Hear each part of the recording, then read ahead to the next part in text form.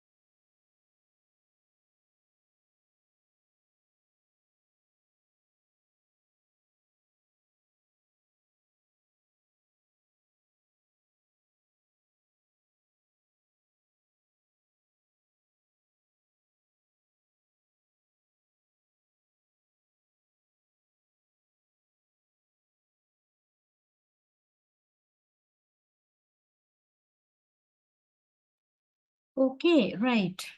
So, good afternoon again, all of you. Can I know whether my voice is clear? Can all of you hear me?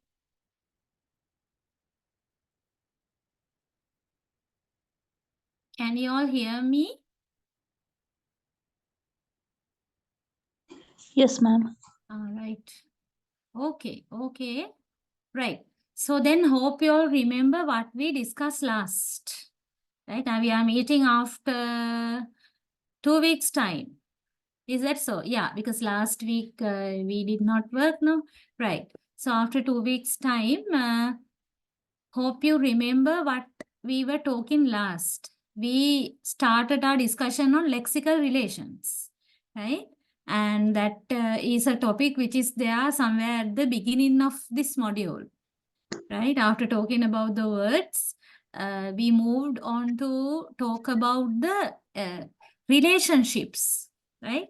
The mutual relationships that are existing between words, We discussed that as lexical relations. ඉතින් කියන්නකො වැඩක් අනේ.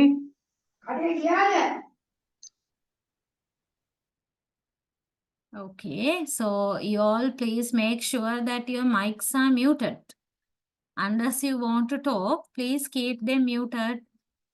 Okay, right. So we started to talk about the lexical relations, and there I introduced synonymy, antonymy, hyponymy as the major lexical relations.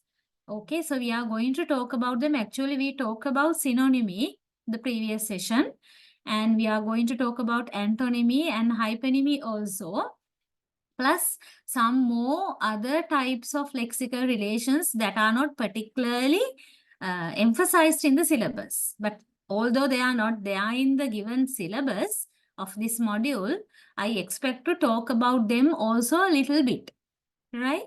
Okay, so today antonymy, the second lexical relation, antonymy is the word which we give to the status of having antonymous relationship. Okay, so that's a noun actually. Like synonymy, antonymy is a noun. So there are some terms. I remember I was talking about these terms last day also. Synonyms, synonymy, synonymous relationship. Likewise, antonymy, antonyms, antonymous relationship. When you write answers, if there would be a question on lexical relations, make sure to use these key terms, right? Because easily you can express your ideas when you use these terms rather than using long phrases and clauses and sentences. With few more phrases like this, you can easily convey your idea. Okay, so therefore, be familiar with the grammatical aspect of these terms and use them whenever you are producing your answers. Right. So then let's come back to antonymy. Here, antonymy means, as I told you, that is a word we give to the particular status of having antonyms. And the clearer and the most familiar word for you is antonyms. In Sinhala, we say viruddhartha padana, right? In Sinhala, antonyms. So, antonymous relationship is the particular relationship between two words that are in opposites in meaning, that have opposite meanings. Antonymous relationship. So, what are antonyms then? Two words that have opposite meanings.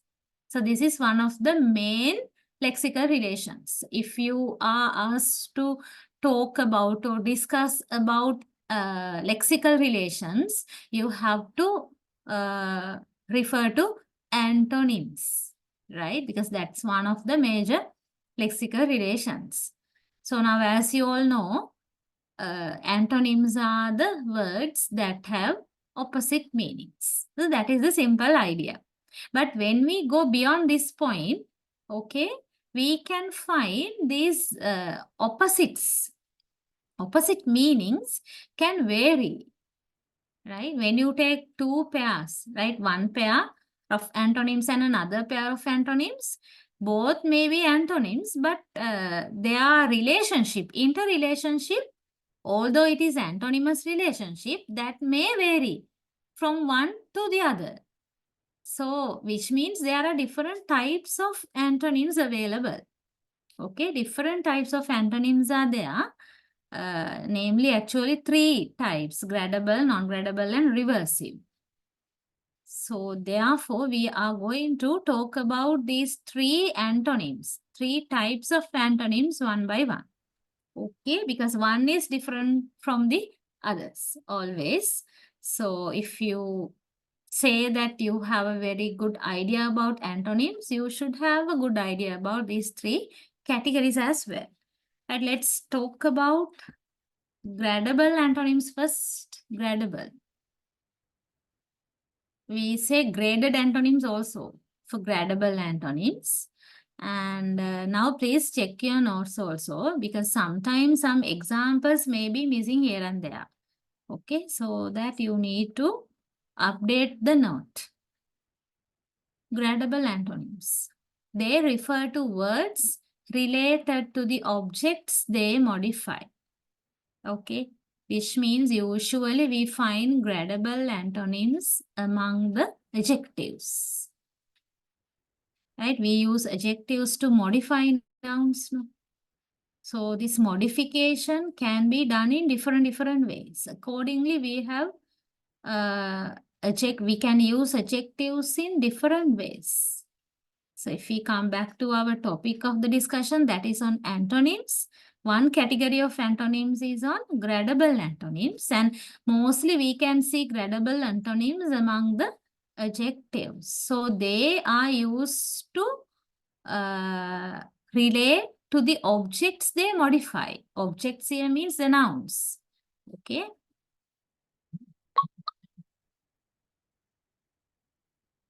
They modify, and also they are used in comparative constructions too. Comparative constructions. If you have any memory regarding adjectives, if you know something about gradable adjectives and non-gradable adjectives, it will be easy for you to understand what I am talking at the moment, right? Now, when you talk about adjectives, there are two types, no, gradable adjectives and non-gradable adjectives. And gradable adjectives are the adjectives that have comparative and superlative degrees. We can compare them, right? Like happy, happier, happiest, beautiful, more beautiful, most beautiful. They can occur in comparative as well as superlative degree. Gradable adjectives I'm talking about, okay? And the other characteristic of gradable adjectives is that we use them with intensifiers like so, very, rather, extremely. She is so beautiful, I can say. So beautiful. She is very beautiful. I'm extremely happy. So these are the intensifiers. So, very, extremely, rather, fairly. So if we can use any adjective with these intensifiers, that adjective is a gradable adjective. Okay, so these are the 2 points, you know, about gradable adjective and non-gradable adjective. On the other hand, they don't have these 2 qualities.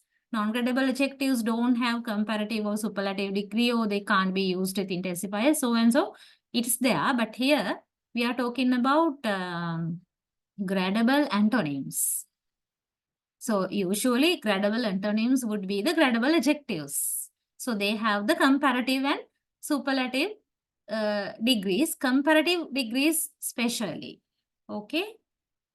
Now look at these examples. Big, small, good, bad, heavy, light, fast, slow. Right. Okay, I'll show you all the examples here. Please check the note, because then and there you will have to add things to the note, okay? Right. So I told you we usually use gradable antonyms. Now you can find antonyms means all these are adjectives, right? Big, small, heavy, light, all are adjectives. All are gradable adjectives.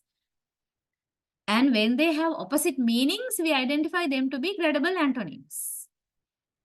So usually we can say gradable antonyms in comparative constructions. Like when we want to compare, right? When we want to compare one thing with another thing, we use comparative degree. There are 2 ways of using comparative degree, no? Adding ER and adding using more. Adding ER and more. So here you have 2 examples. A fly is bigger than an ant. They are bigger is in the comparative degree. So what is the adjective? What is the adjective we are talking about here? Big. Sorry, big. Big is the adjective. And here I have used the adjective big in the comparative degree. Hope it's clear to you.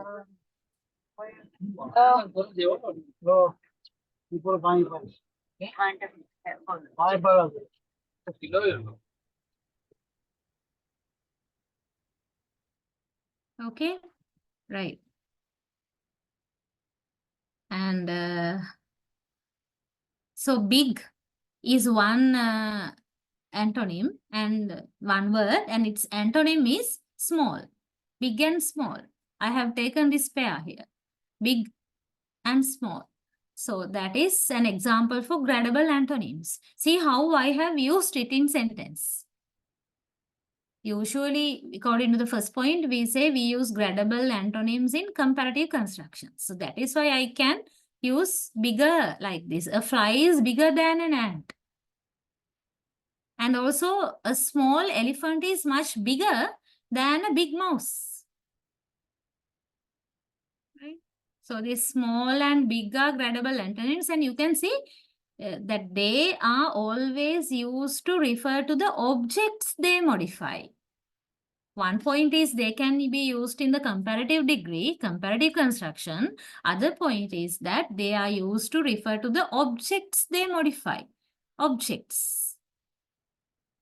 Usually adjectives are like that, right? Usually adjectives are used to refer to the objects they modify. No? Right. So when you look at these examples, you hope you can understand their meaning. So fly, usually it's a small insect.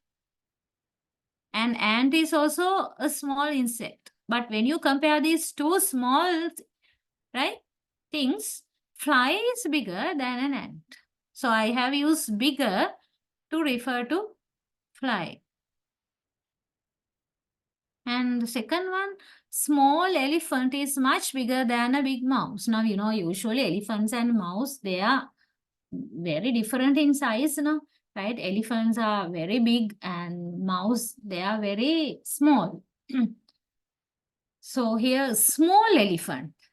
Even if however much the elephant is small, still it is bigger than a big mouse. Okay, so here I have used small to refer to elephant and big to refer to mouse. And I am comparing both, right? The sizes of both. Still, small elephant is bigger than big mouse, right? Okay, so here the simple idea is this. There are 2 points still we discussed. There's third one coming in. The 2 points so far are gradable antonyms. Mostly they are adjectives, right? And these adjectives are used to refer to the or modify the objects. Compared, right? That's relative, okay? According to the object, according to the meaning we want to express, and according to how we want to modify the object, we use gradable adjectives. Like what you can see in these elephant and ant examples. Is one idea.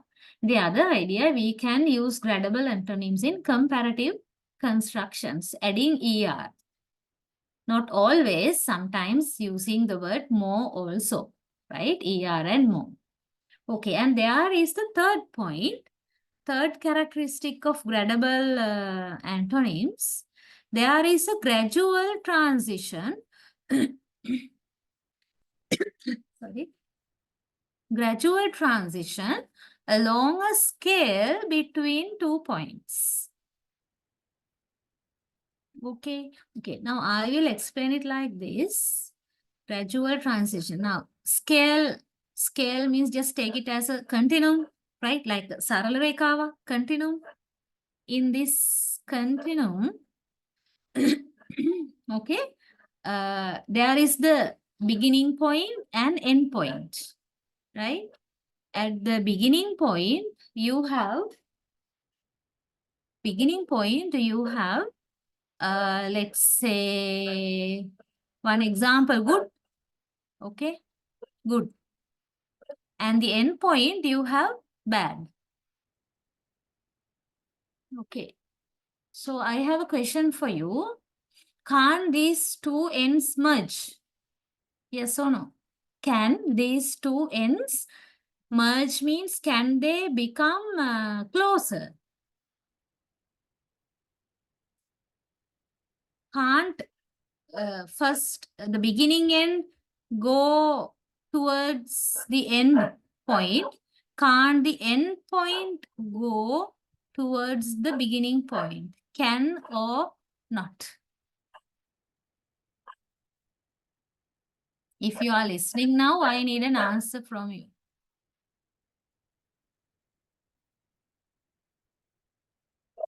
Hello? Are you listening? Oh, can you hear me?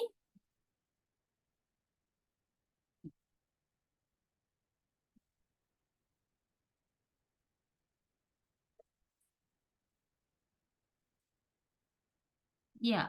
So if you can hear me, hope you are thinking of what I am telling here, right? So what about the answer to my question? Okay, I'll put forward the question in another way, right? Can something good become bad? Or can something bad become good? Is there a possibility? Yes or no?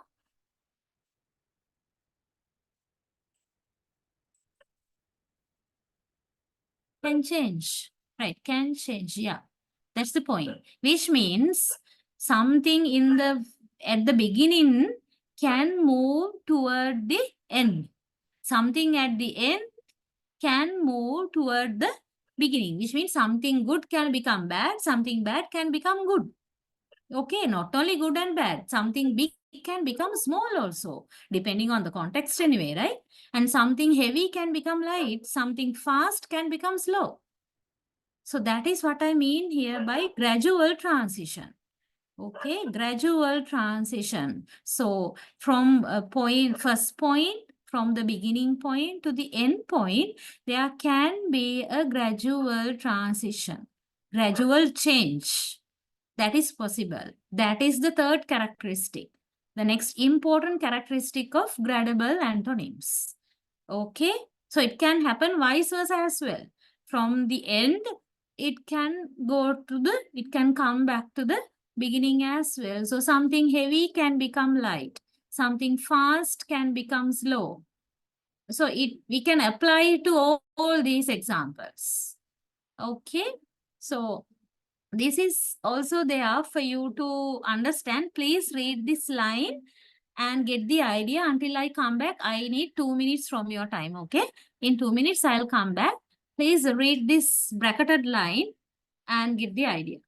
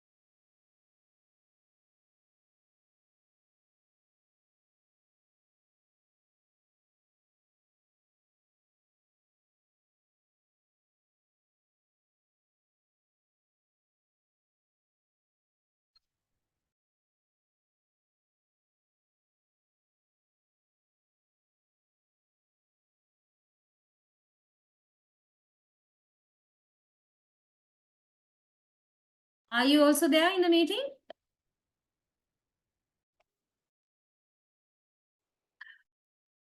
Yeah? Did you get a break or anything?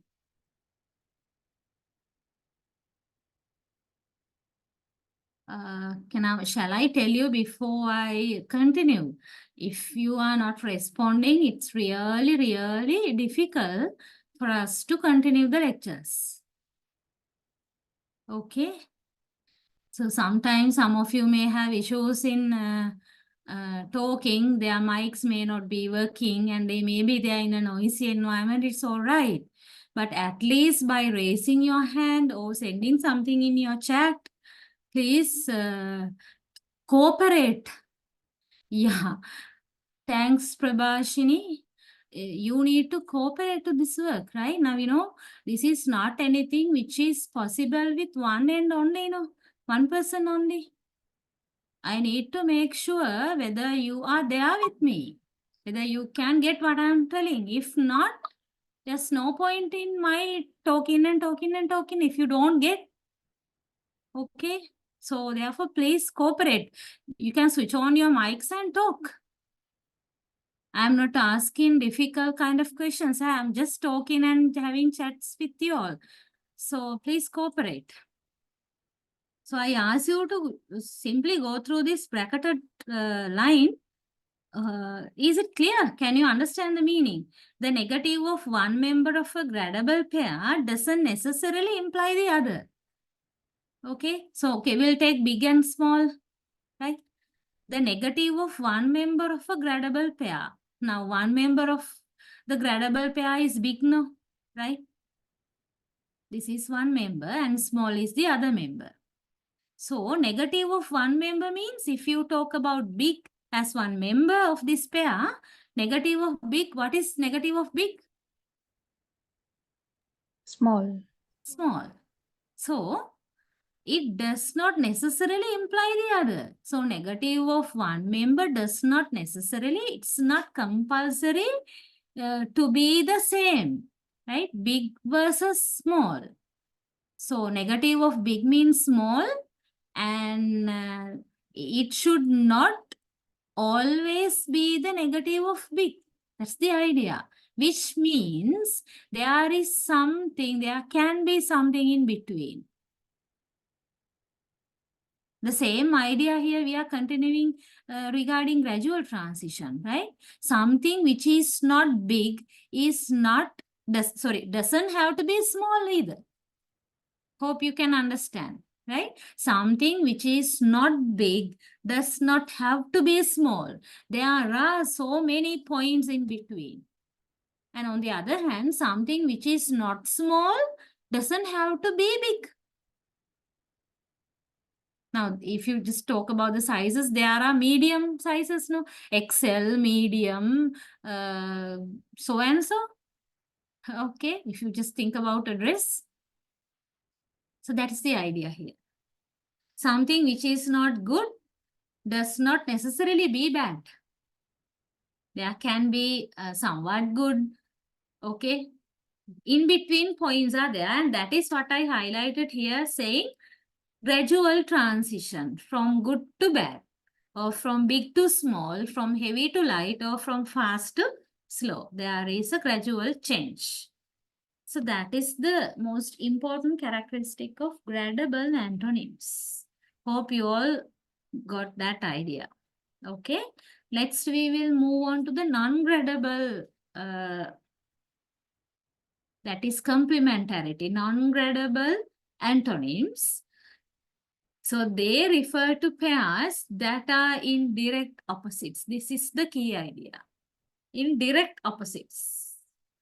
Look at these examples. Male versus female, alive versus dead. So we know male, female are antonyms, no? Right? So just like what we did in the previous category, can we put male and female in the two ends, beginning and end of a continuum, and see gradual transition from male to female or from female to male? Is it possible?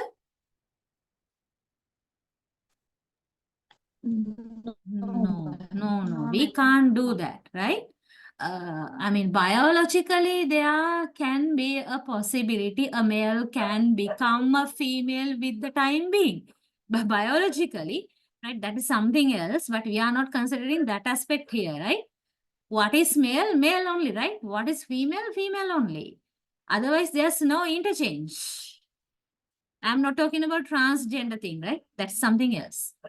And if you still have problems with that example, move on to the next example, alive and dead. Alive and dead. So something or somebody which is alive can't be dead, no? And at the same time, somebody which is dead cannot be alive. So that is what we here mean by direct opposites. Direct opposite means that. So there is no, actually in a continuum, end point and beginning points are there, right? Here beginning point we say alive and end point dead. So they are in binary oppositions only, in direct opposites only. There is no gradual transition. No, that is not possible. Gradual transition is not possible. Okay. So then if one is not present,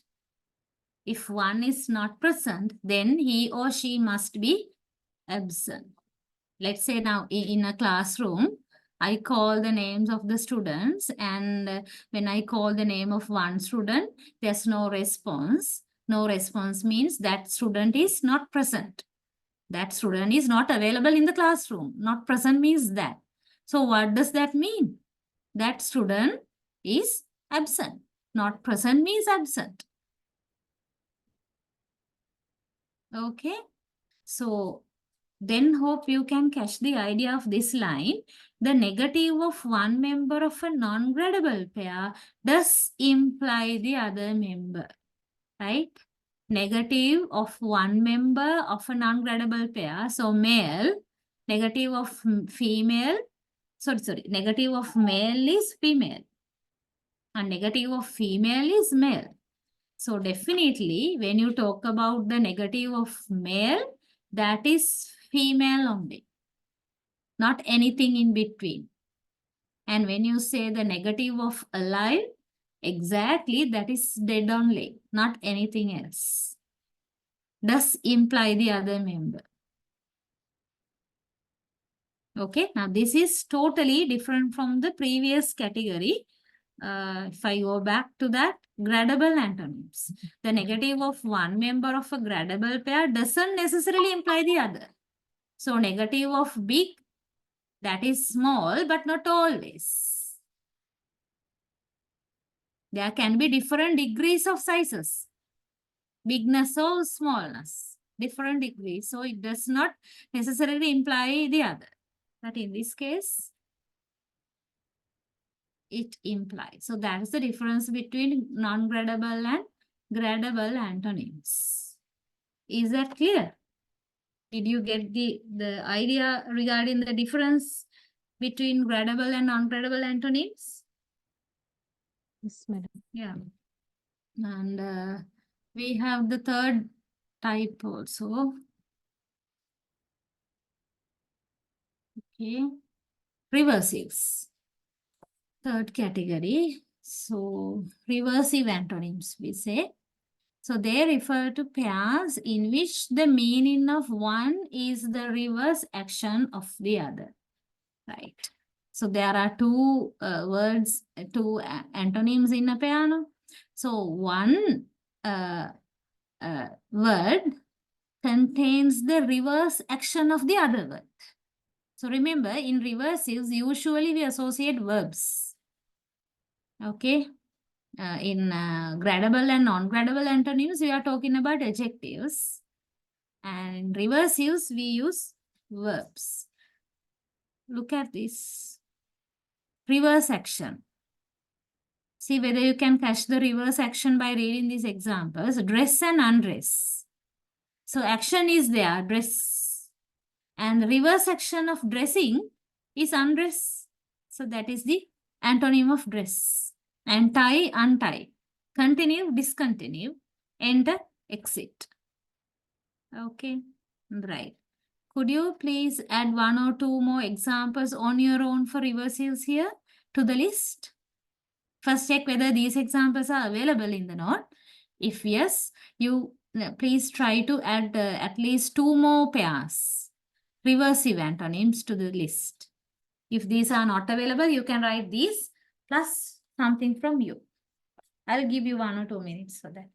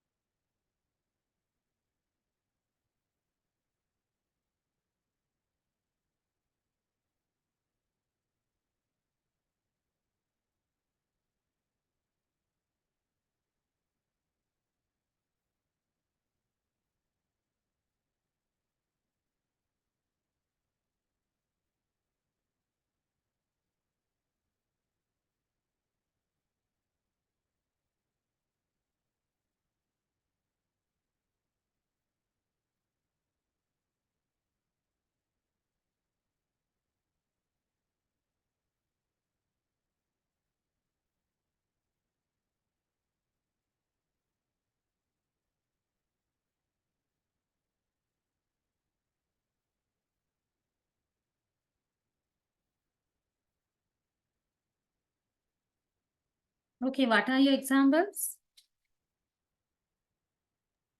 for Connect, reversive disconnect, antonyms? Yeah, connect, disconnect, okay. understand, misunderstand, Mhm. seen, unseen, Seen, unseen. Okay. Pack, Pack, unpack.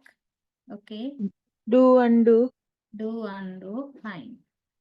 Import, export. Fine. Open, close. Come, go, up, down. Bring, take. Sit, stand. Good. Yeah, fine. You have written create, destroy. Yeah.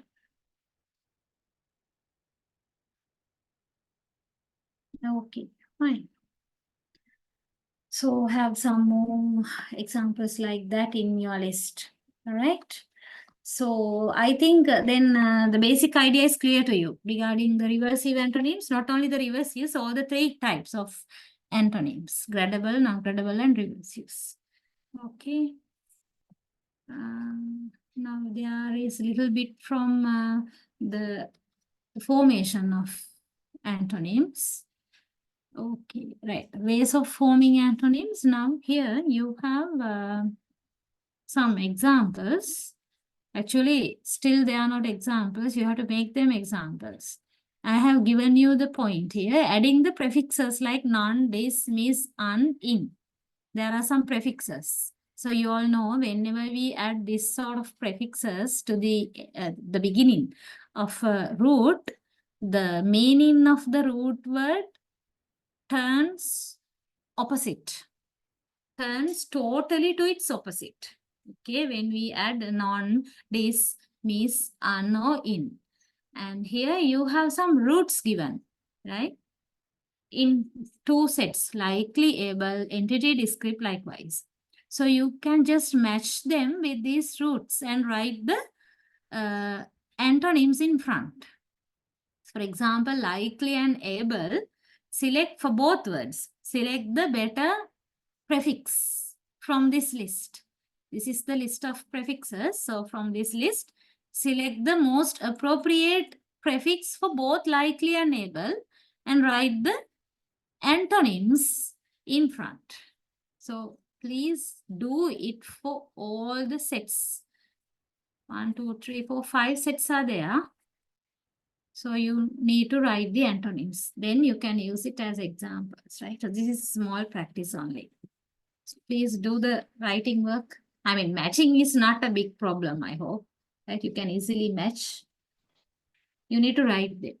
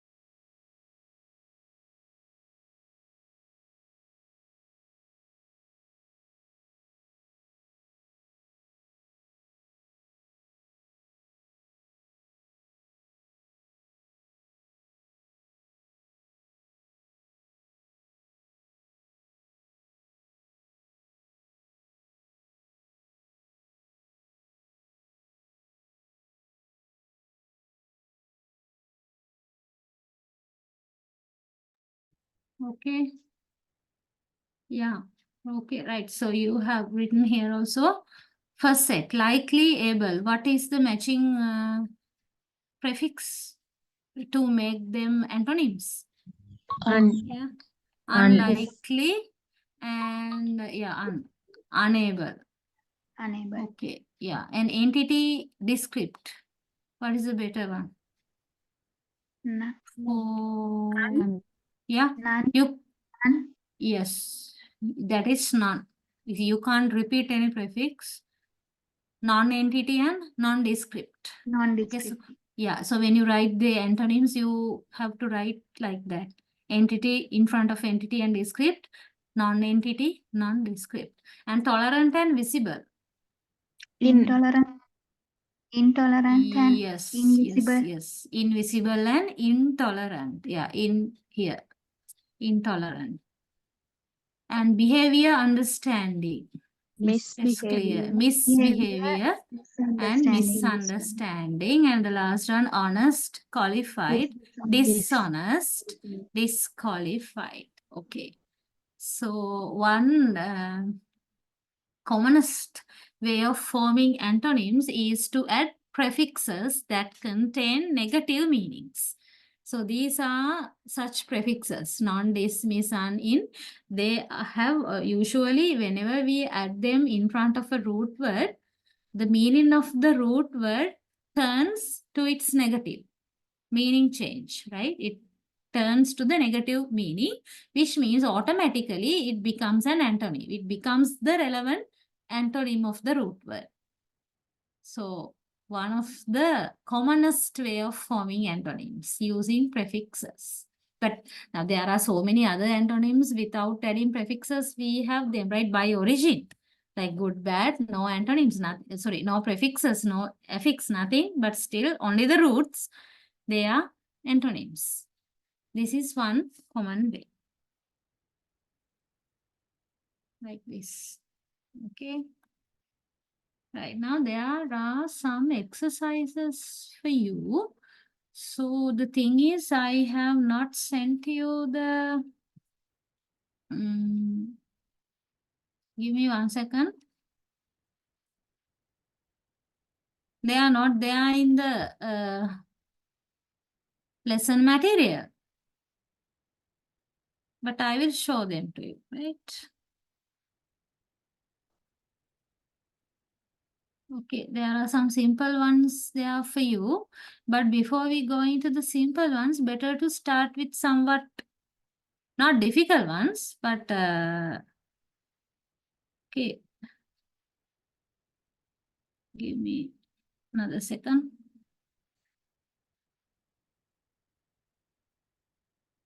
This one.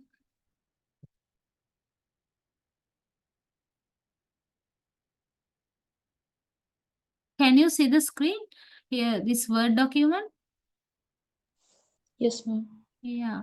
So only thing is actually I have not sent this document to you all. This is not there in the exercise lecture note. Hope you can catch it from screen. There are some questions actually, right? Some questions from antonyms. I will make it, yeah. Antonym. So one word is underlined. It's there in with the context, right? In the sentence. And you have to select from the given four. Find out the best antonym, best word. Only thing is now some of these words may not be familiar to you. Okay, it's all right because sometimes you might be reading some words for the first time. That can happen. It's all right. But in this hurry, don't try to check your dictionaries or Google the words. Don't try to do this as much as you can, genuinely. I mean, genuinely in the sense without taking time to refer from other sources. Because I'm asking you not to do so because it takes time. That's why. Okay. So you can just have a look at this and try to identify the answers. And what shall I do? Shall I send this in chat? Is it all right? Because I can't show you all the questions all at once. There are, okay, now here. 5, 10, 15 sentences are there. So I don't think I can show you. If I do so, you will not be able to read the letters clearly. So those who can, I don't think I can send in chat also, right? I don't have the option here.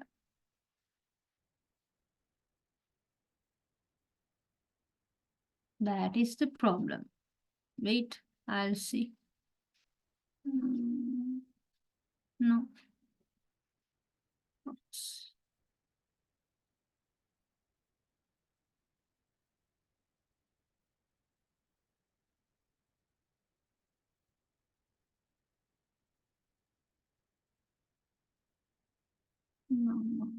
So what shall I do? I will show parts then. Here. You don't want to see the question now? You can take screenshots. Okay then. So I'm showing you first 1, 2, 3. You take your screenshots like this. 1, 2, first, second, third question and 6, 7, 8 question. Actually, I should have sent this to you all. But as you had some other questions in the lecture material, I didn't think of, but much better if you can have an attempt, right? Hope you have taken the photo or a screenshot, and I will go down question number 4, 5, and 9, 10. 4, 5, and 9, 10.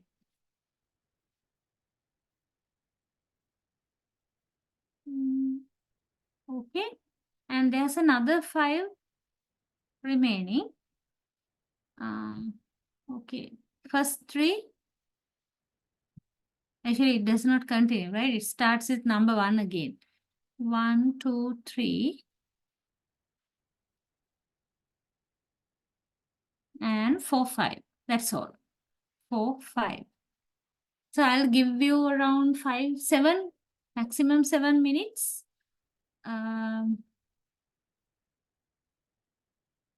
Try to do this as you can. Okay? Try to do this as you can. Right.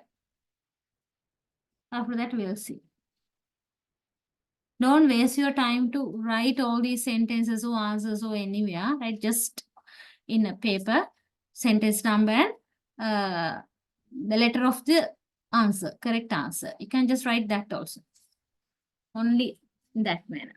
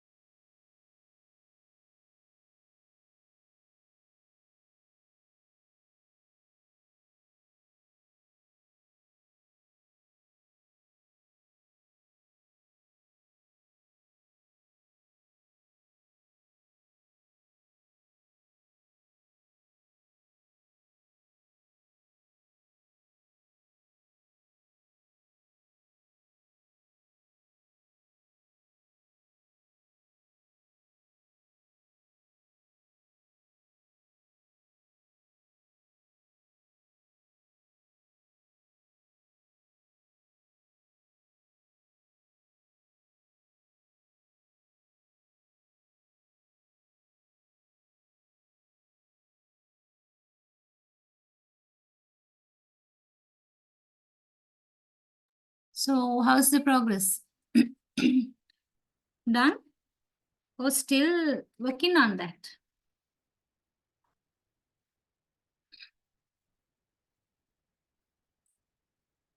If you find anything difficult or not known or not clear or no idea, you just skip them. Okay? And later on, when you study this module, have some time to check the words of the unfamiliar words from dictionaries and Google them and add them to your personal vocabulary, your vocabulary. That is how it should happen. But at the moment, don't try to find the meanings of these words. It can take time. Even I am not going to that length, okay? Not to that extent. So shall we see?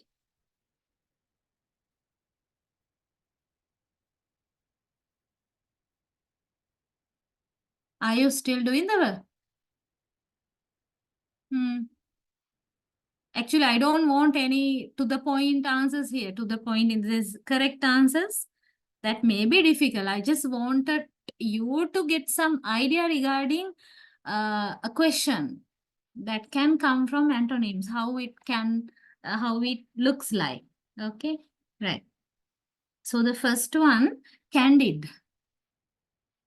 Did only 8. Okay, Prabhashini, right? It's all right. So let's see. His candid remarks impressed the authorities.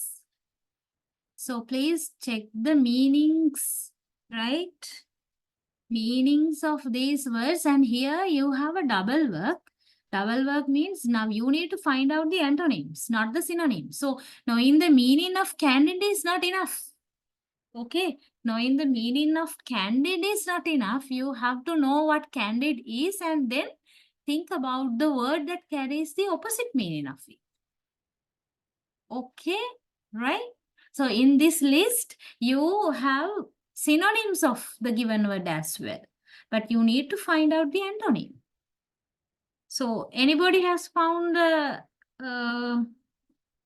answer, correct answer? Anybody? For candid? Is it guarded, madam? No, not guarded. Blunt. Blunt. Blunt. Yes. Blunt. Blunt is the answer. Okay. That's the opposite of the meaning candid. Right. Actually, I'm not going up to the extent of discussing these words. Okay. It takes a long time. So please find the exact meanings of these words. If you think these words are new to you. Right. Second one, condone. The guilty appealed to the jury to condone his punishment. So, what is that? From general sense also, from common sense also, you can have a selection. Okay? Because you have the sentence now. Context is given. So, what can that be?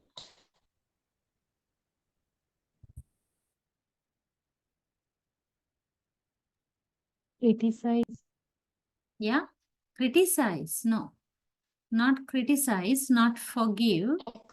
It is antonym, right? You have to find the antonym of condone, not the synonym. Which means that is accept. Yes, accept. Third one, severe. His family severe ties with him for marrying intercaste. Severe ties. So by reading, enough, just say that you don't have any idea regarding severe meaning. But still by reading the whole sentence, you should be able to get some idea regarding the meaning and then go for the opposite meaning. So similar meanings would be what? Detached. Yeah, detached, disrupted, that kind of things. But you have to go for the antonym, then the exact meaning, exact answer is joint. Right? Number 4, fuzzy. It is easy to understand his fuzzy thoughts. What do you Clear. mean by... Yeah, fuzzy thoughts, then opposite. is Clear. clear. Clear. Yes. Number 5, he drove his car through slimy road to reach your office. Which slimy road? Then, Clean. yeah, that is the answer. Answer, opposite meaning is with the word clean. Right. Number 8, we are anxious to avoid any problems with regard to this. Anxious. Compose. So then your answer should be a word that carries the opposite of anxious now. Cool. Hmm. Cool. Opposite of anxious, right? So it should be, yes, cool, not anxious, right? The railway lines are extended and we are quite happy about it. Extended, opposite of extended.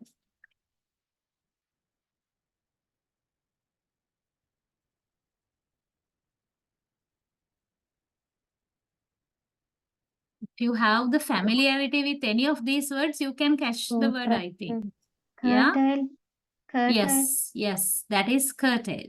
See, opposite of extended. And there was a fire this morning. They were lucky to escape it. Escape it.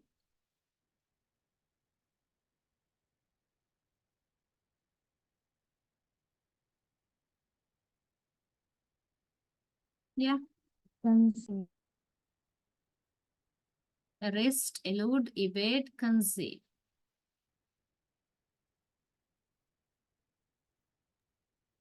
The answer is first one, Arrest. arrest. Yeah. And 9, domestic violence is a very inhuman act. Inhuman act. Inhuman. Compassion. Compassionate. Yes. That is compassionate. His eloquent speech helped him bag the award. Yes, eloquent. Eloquent. Speech. Right? So what will be the opposite?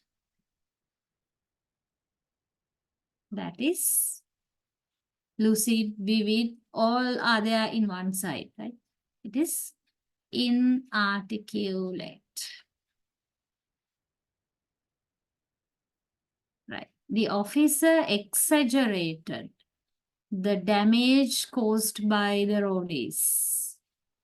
Then what is the answer? Underestimate. Yeah, underestimated. Correct. The speaker was unable to pacify the crowd. Pacify. Excite. Yeah. Excite, antagonize, threaten, challenge. Yes. Excite. His officer was a very strict person. Strict. Pleasant. Pleasant. Strict. Pleasant, open-hearted, lenient, indifferent. What is the Lenient. answer? Lenient. That's lenient. Number 4, servitude is not helpful for mental growth. Servitude. What's that? Yeah.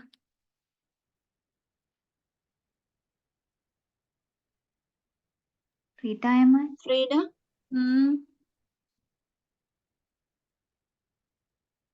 Servitude is a kind of slavery, no? So then, what's the answer? It's a kind of slavery. So opposite is, Freedom. yeah. Last one, his attitude to poor people is deplorable. Desire. Hmm?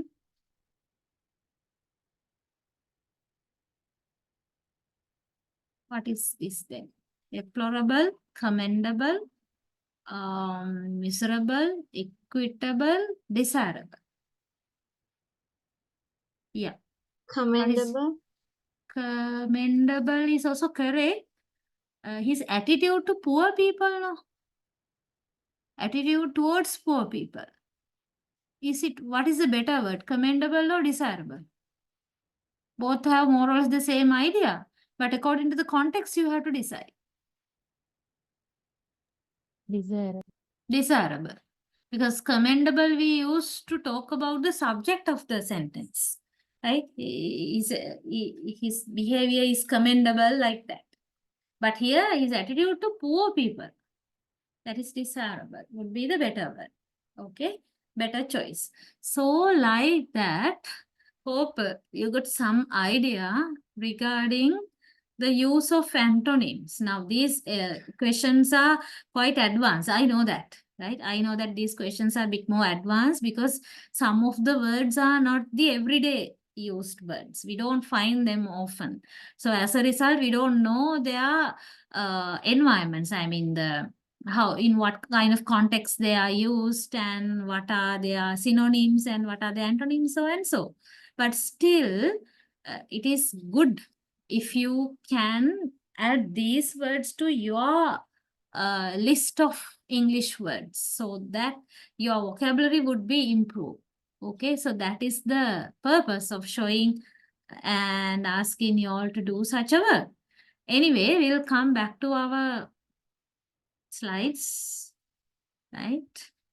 So I have come to the end of the discussion of antonyms, and I told you some easy questions are there, right? I mean, I started with a advanced kind of question, but these are quite easy. So I need you to try this question and this question. Now this is, look at this, write an antonym for the underlined word in each sentence. So I haven't given any option, right? One word is underlined. You just simply can think of an antonym for that. And next one, fill in the blanks with the words opposite in meaning to those underlined. Right. So they are also opposite in meaning means a word is underlined. You need to find out the antonym to fill in the blanks. So okay, that's the end of antonyms. So I need you to try these two questions now. Actually, they are not that difficult. I don't find any reason for you to Google or check dictionaries. No need, right? It's quite easy. Especially think of formation of the antonyms by using affixes, prefixes, and sometimes suffixes also. Okay, think about that when you fill in these blanks. Start with this one. Right. Again, I'll give you few more minutes. Around, we'll say 7 minutes. Okay.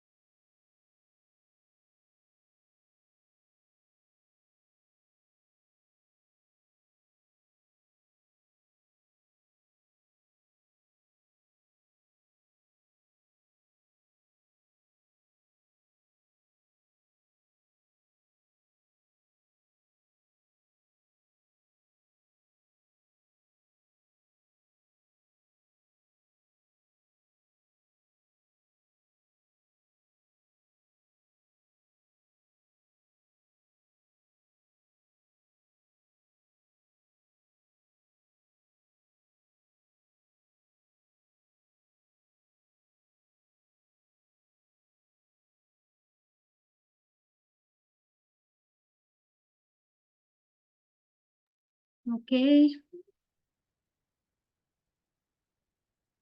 I have got the answers.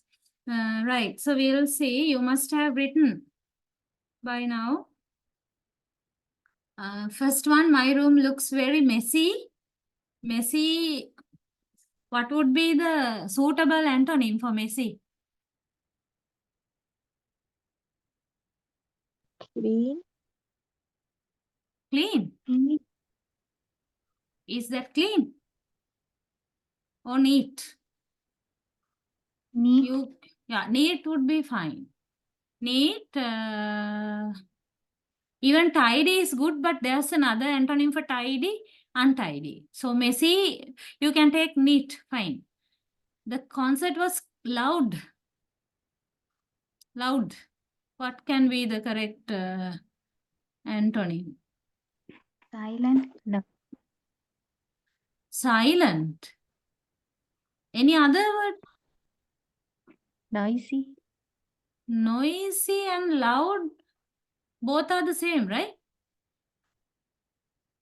It has the similar meaning now. You have to go for an antonym.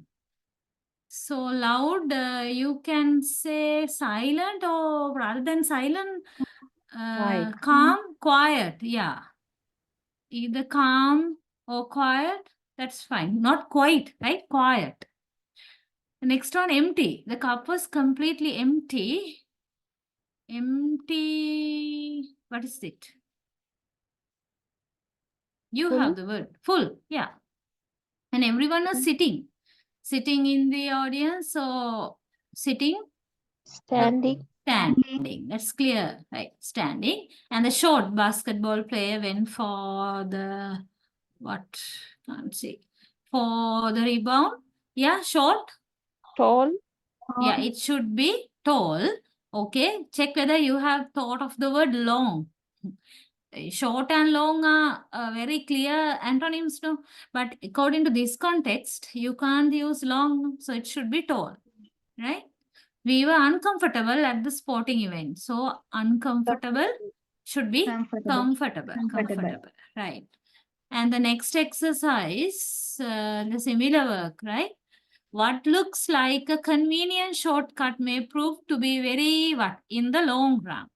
Convenient, opposite of it, Inconvenience. inconvenient. So you can think of adding suffixes there. Second one, ignorant. No one wants to listen to an ignorant man, but everybody listens to a, what is that? Antonym of ignorant. What did you write here? Yeah. Yes.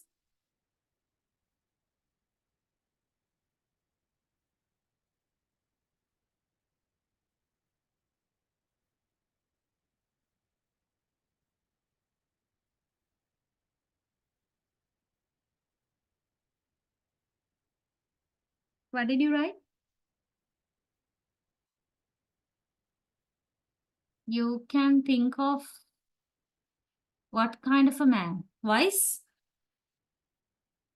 Or educated? Right? Or sometimes intelligent would be okay. You didn't write any word? Oh, what's the problem? I'm getting something in the chat. Educated. Famous is not a correct one, okay? Even responsible, famous, they are not accepted. They are not antonyms of ignorant. Polite. Ignorant. Polite is something else, right? That's something else. Ignorant means not knowing things. So then knowing things, educated or learned with ED, right? So you need to think of that aspect. Knowing something,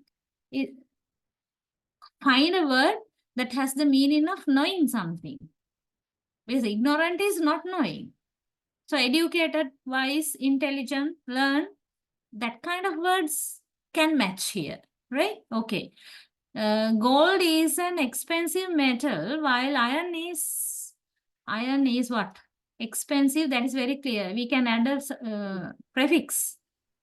Expensive, inexpensive. Not un, right? In, inexpensive. That is the antonym. And my application was accepted, but his was what? Accepted, opposite of accepted. Rejected. Yeah, because this is an application. No? So when you talk about application, accepted and rejected. Antonym is rejected. The teacher tried to make the student confident, but he still looked very what? Unconfident. Unconfident. What Unconfident. is the word? I mean, Nervous. Unconfident. unconfident or inconfident?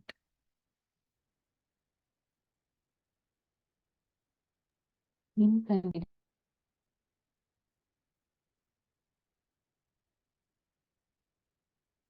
Yeah, wait. That is kind of, you can add a prefix like in, right? But rather than having a word called inconfident, it's not very common. That's my problem, right? You can think of some other words like diffident, right? Not confident, no, hesitant. Yeah, to some extent, hesitant is also correct. And nervous, okay. Insecure, fine. So that kind of words would match rather than creating a word with some prefixes. Because usually inconfident or unconfident, we do not use, right? Think of some other different word, like what I was telling, right? He failed to qualify in the first 2 attempts, but in the third one, but okay, there have to be some dots here, right? Some dots on, it's where you need to insert the antonym here. So instead of fail, what should be the, yeah, but passed in the third one. Yes, he often visits me, but I go to his house. Here also you need to insert, but this is better place to insert the antonym. But I, what? Often, opposite of often. Rarely. Rarely. Yeah. Good, rarely. That's fine. I rarely go to his house. He is brave, but his brother is brave. What? Versus opposite of brave. You know the meaning of brave? Yeah. Coward. Coward. Coward is the noun, right? Here you have to find an adjective. When you do something like this, always keep in the same given word class. Okay? Keep in the given word class. So, any adjective that has the opposite meaning of brave. Timid. Timid would be fine. Or cowardish. Okay? An airplane consumes more fuel while ascending than while what? Ascending and opposite of ascending? Descending. Descending. Descending. While, yes. While descending. The 10th one, tigers are very common in Kerala, but lions are very, no, lions are Specific. common. You have a prefix. You can have a prefix. Common and uncommon. Uncommon. We usually use that word. Yeah, uncommon. That would be the better word, right? Yeah. So hope this work must have been okay for you. Okay, in the sense, could manage than the first one, right? So in order to do questions like this, you have to have a very good vocabulary with you. I mean, having good understanding and a knowledge of the words. So that will not come automatically, of course, right? You have to live in the language. You have to use the language. Read and write, speak, listen. So use the language, then your vocabulary will improve. So improving vocabulary means automatically what will happen? You will get to know the meanings of so many words along with their context. How they can be used, how they are used, in which meanings are they used and where, like all these details will not come to your mind all at once. That's what I'm trying to tell you, okay? So if you use the language, the more you use language, the more you would improve your vocabulary. That is there. So the more you would improve your vocabulary, the more you would improve your knowledge on lexical relations, including antonyms, synonyms, and next one, hypernyms. Okay, right. So now we are moving on to the next lexical relation, hypernymy. Third one, hypernymy. Right, so get the idea here. This is the lexical relation in which the meaning of one word is included in the meaning of another word, right? Now here, let's say we have two words, a pair of words, two words are there, but these two words are not in the same level. They are not in the same level. Always one word is above the other, okay, in level. Or else we can say it like what you can see in the note. The meaning of one word can be included in the meaning of the another word. So one word is more general, the other word is more specific. That is the idea. Okay, that is why we can include the meaning of, so what happens is that we include the meaning of the specific word in the meaning of the general word. Now, can you tell me the general word and the specific word from this example? We have flower and rose.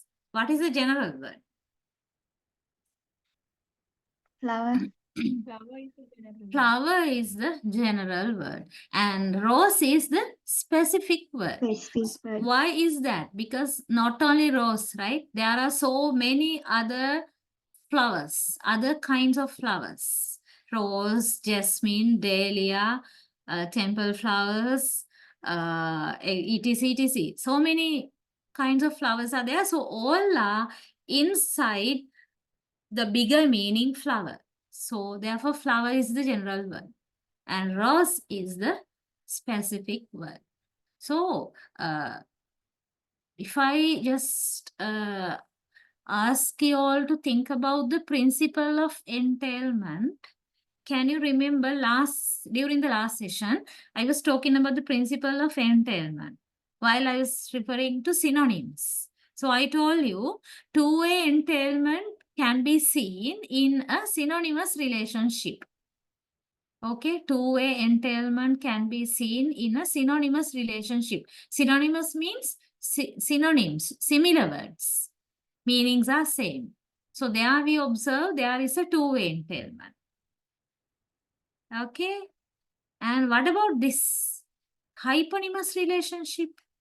Can we find two-way entailment, which means the meanings of both words are in the very same level and same meaning? In a hyponymous relationship, no, right? We don't have two-way entailment here. We have one-way entailment. If you have forgotten of what I'm telling now, you can just go back to the previous note and refresh your mind. So in a hyponymous relationship, we can find the one-way entailment because the meaning of one word is included in the meaning of the other word, right? So when we talk about hypernymy, there are some terms to be familiar. Some terms. Superordinate or hypernym is one term. So both means the same thing. Okay. Superordinate or hypernym. Here, look at the spellings. This is hypernym, E. The letter E is there. So both these terms are used to refer to the higher level term or the general term. General term. So when we go from specific to general, we are ending with the superordinate term. What is the superordinate or hyponym from these two words? What is the superordinate?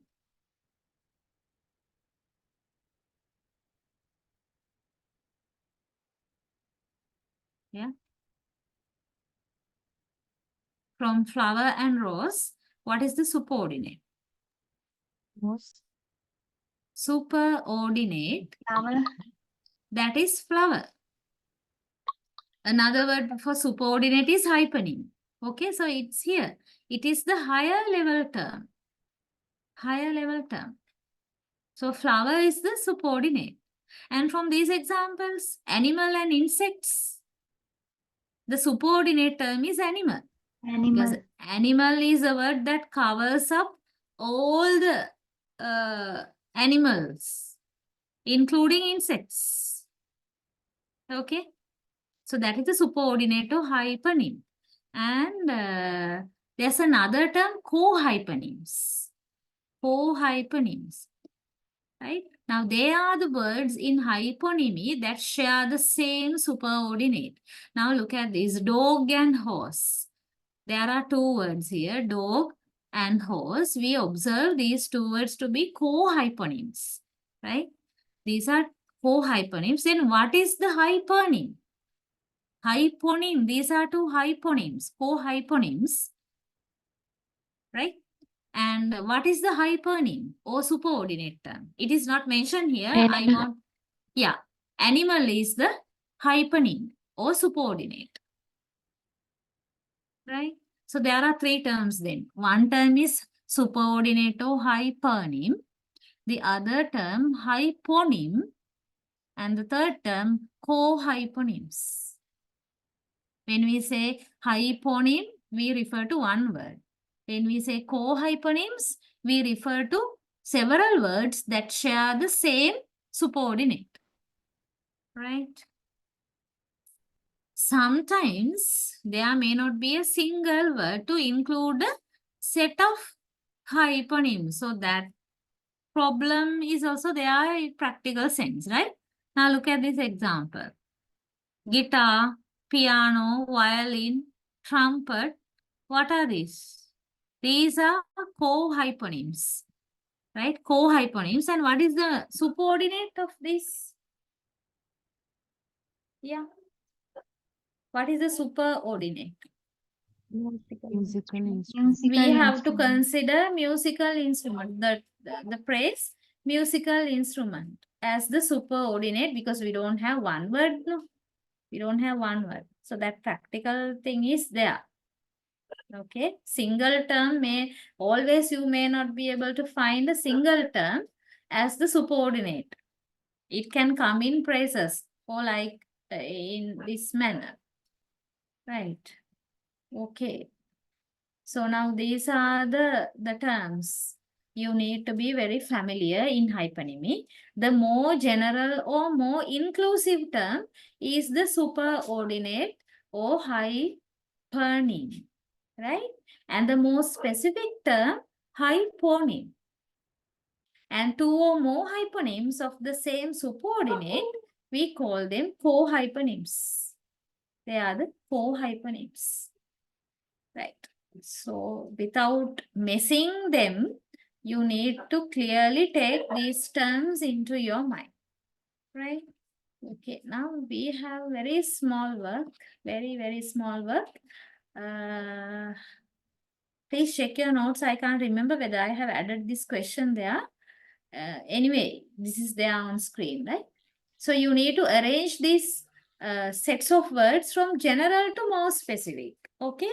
So these words are not given in an order. They are given in a mixed manner. So you need to first identify what is the more general term, which means you have to start with the subordinate, right?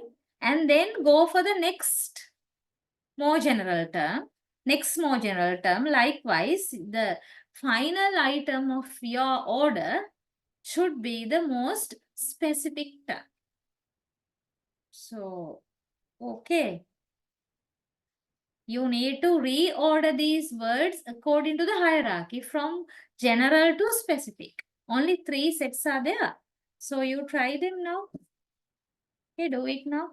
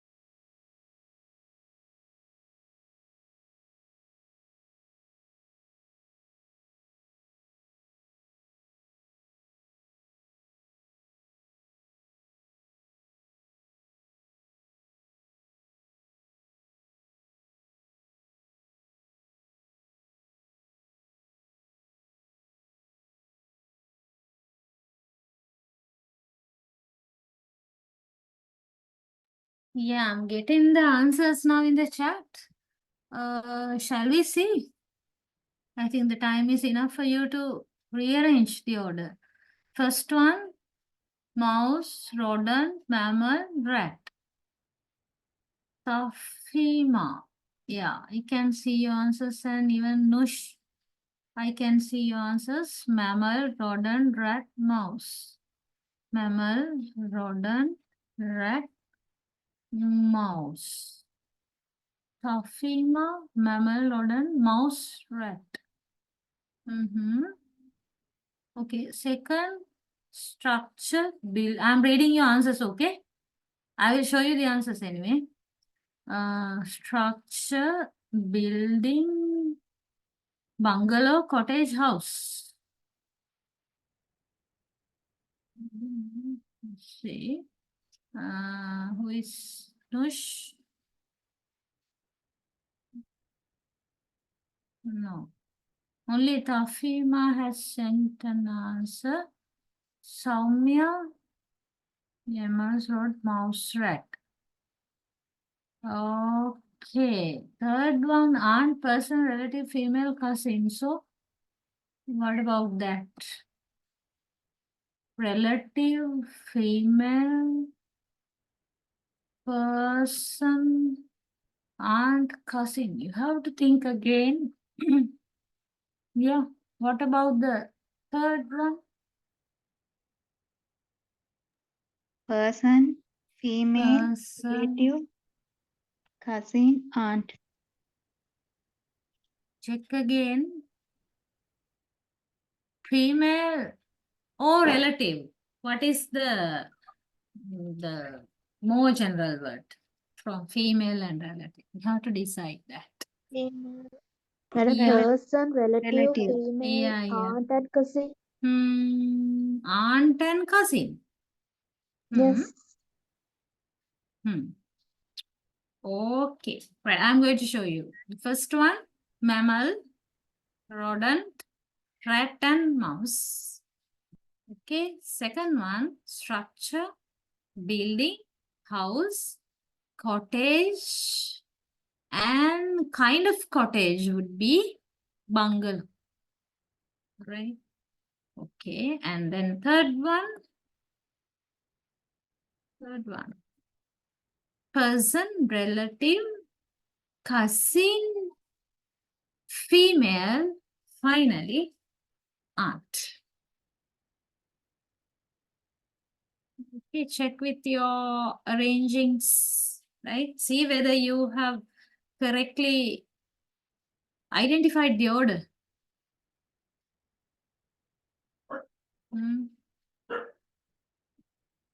Right? You please self-check, right?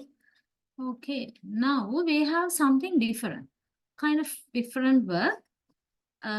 Here we are going to just draw a tree. Actually, you would be drawing a tree for these words. Now, tree diagrams are not that much unfamiliar ones for you, I think. Okay, so I'll give you a tip here. Now, you have a list of words now.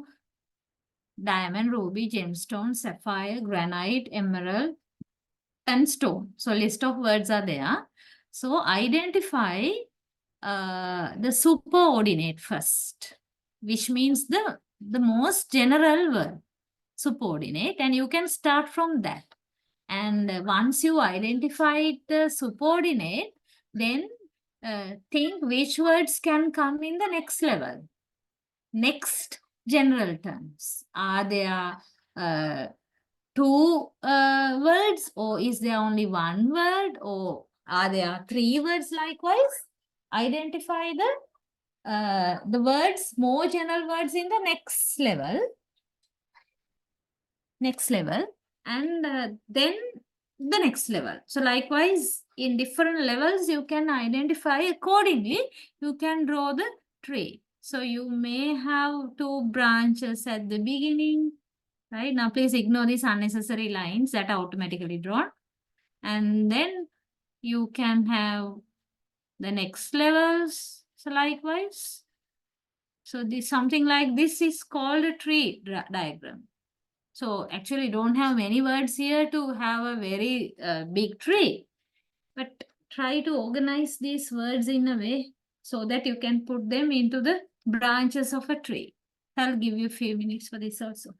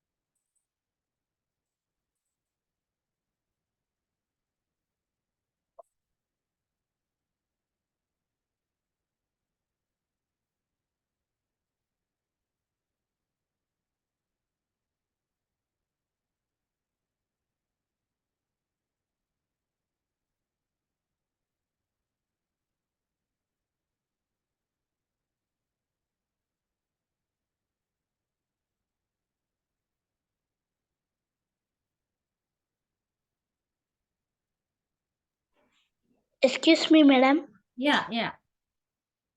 Done. Yes, any problem? I can hear you.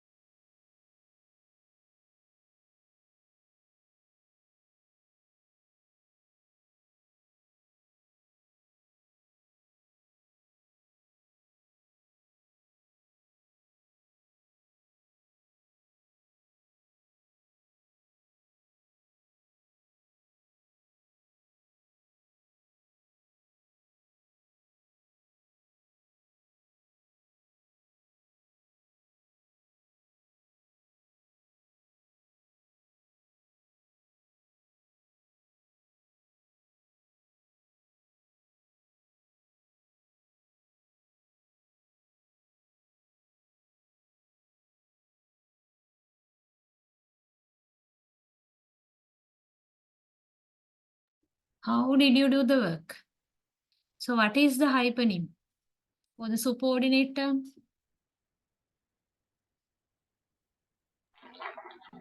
Stone. Yeah, stone. Stone is the subordinate term. And then the next, the branches at the first level. Gemstone and granite. Uh-huh. Okay. And under gemstone, Diamond and ruby. mm-hmm. And then, so where does sapphire come? Sapphire and emerald? The diamond, sapphire and emerald will come. Okay, anyway, I'll show you tree. Right now, look at this. Stone is the hypernym, and under that we have gemstone and granite. So gemstone and granite are the co-hypernyms of stone. Okay, and under granite we don't have any, granite does not have any hypernyms. Gemstone has diamond, ruby, sapphire, and emerald. Okay, have you categorized diamond separately? Because some people might have that problem, thinking that diamond is not a gemstone. Because in a broader sense, considering the general idea, I categorized it under gemstone. Okay, right? If you think in that way, you can take diamond as another hypernym. And the same level with gemstone and granite and diamond, but no need, of course, right? You can still take diamond under gemstone. I mean, you can consider diamond as a hyponym of gemstone. So your tree can look like this, something like this. Granite can never come under gemstone, okay? So it should be clear. Gemstone, granite, two different types of stone. Okay, right. Okay, right. So actually, trees, I had some more questions, but unfortunately at the moment, I'm unable to find them. And that's what I was searching for them after giving you this work, but I could not find. Yeah, if you don't mind, just give me 1 second. I need to go back to my folder. Right, give me 1 second. Because drawing tree diagrams is something quite interesting. They are actually based on your ability to identify the hierarchical relationship, right? So this we'll see. Give me 1 second.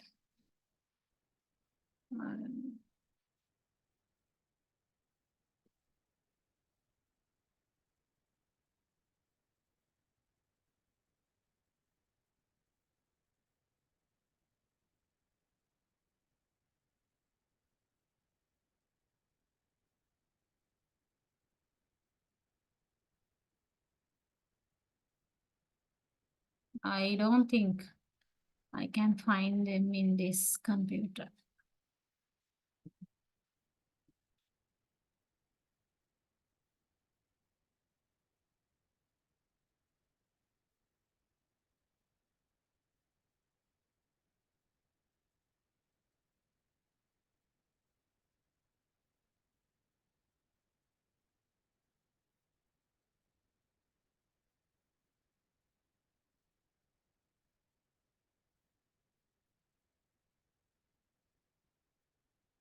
No, that's all right. Okay. It's all right. Next time when I meet you, I'll just find them for you so that you can practice more. Okay.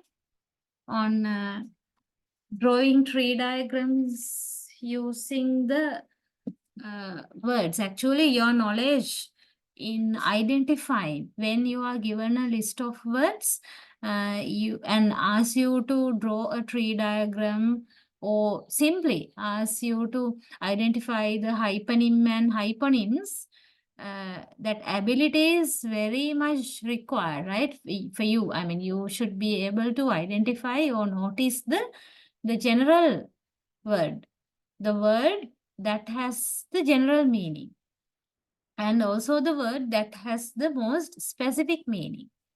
And in between, the words that are in between, what their meanings are and how their meanings are related to hyponym and the other hyponyms, the general term and the specific term. So these are actually quite a very good practice if you can draw tree diagrams using a given list of words. Unfortunately, at the moment, I don't have the other questions with me, but next time we'll practice some more, right? Keeping it for our next session. Now I'm going to move on to some brief discussions on the other lexical relations, because at the beginning of today's session also, I told you in your syllabus, the synonymy, antonymy, and hyponymy, only these three lexical relations are emphasized, actually given, right? But personally, I believe it's not enough for you to know these three only. You have to have some more idea regarding the other types of lexical relations. So I have added this part from me, thinking that. Okay, so hope you have this part also in your note. If not, you have to take it. So now let's see polysemy. Polysemy is another lexical relation like what we have discussed, but it's different. Okay, so in polysemy, what does happen?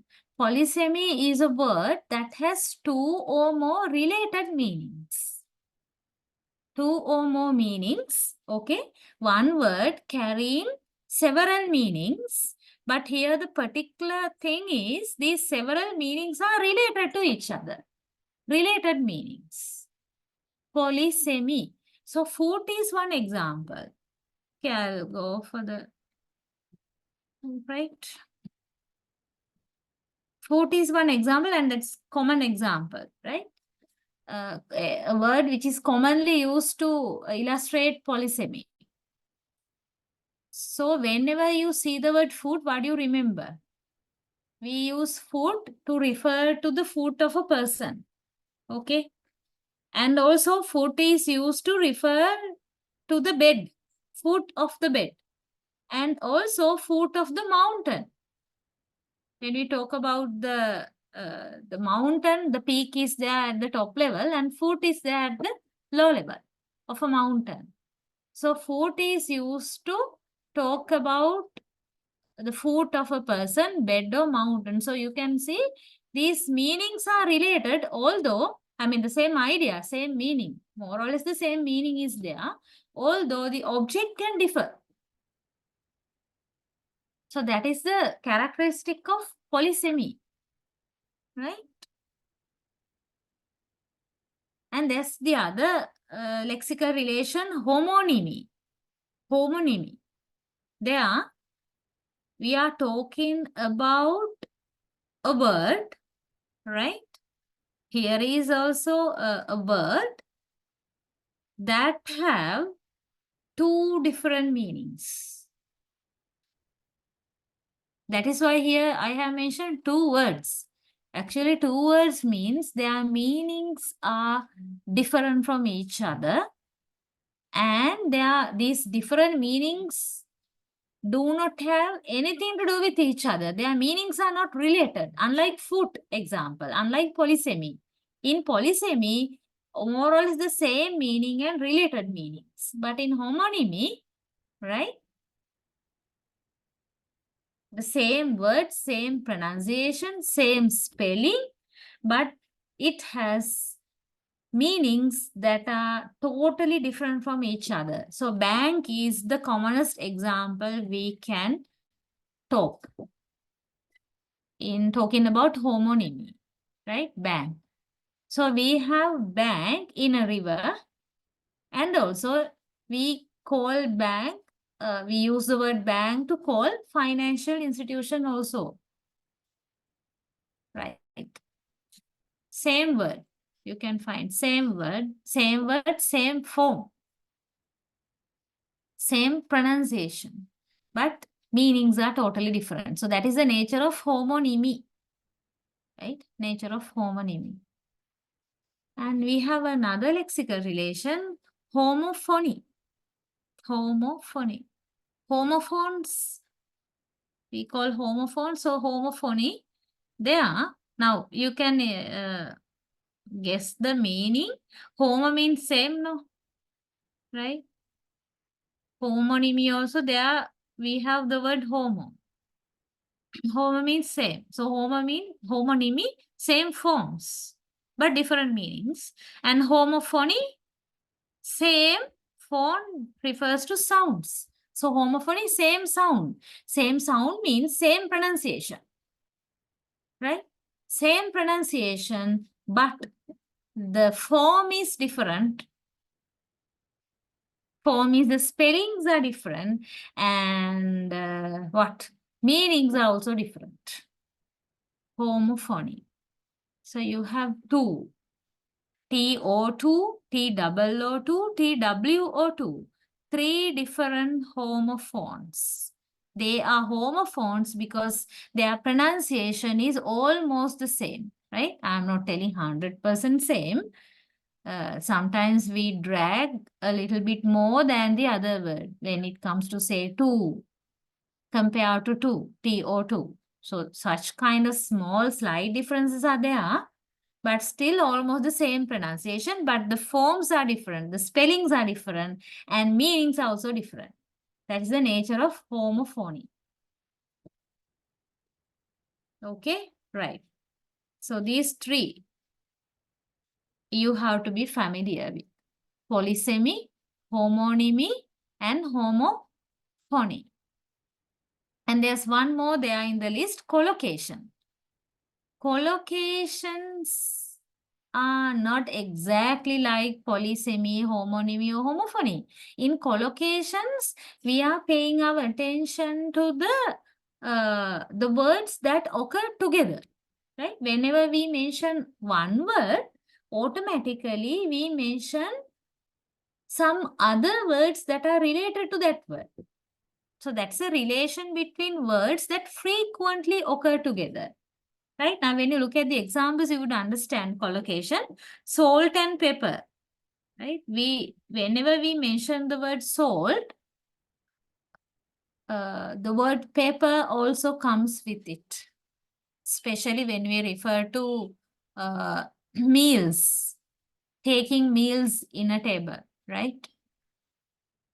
Salt and pepper, both words go together.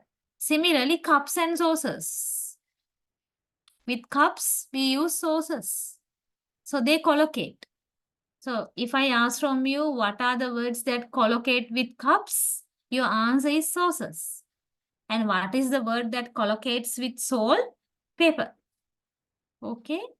Can you come up with some more examples for collocations other than these two? Because in everyday use, we use so many collocations without being aware that these are collocations like this, without thinking of the theory side, we still use collocations. Any examples from you?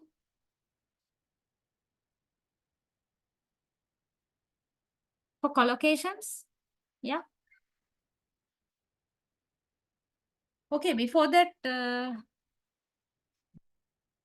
I'm sorry. I think I have made a mistake in writing. Ne? It should be pepper, okay? Not paper. Pepper. Salt and pepper. Here, this one, I mean.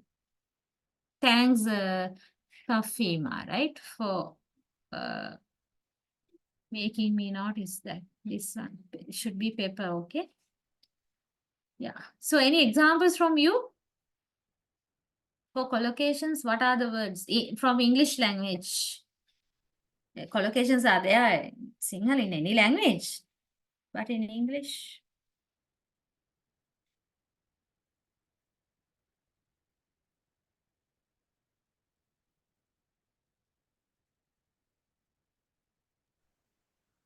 Pots and pans.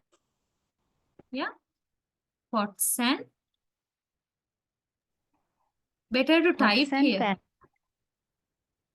pans. Okay. Sweet or sour? What else? What are the other collocations in English? Pots and pans, I think, right? Is that the one you said?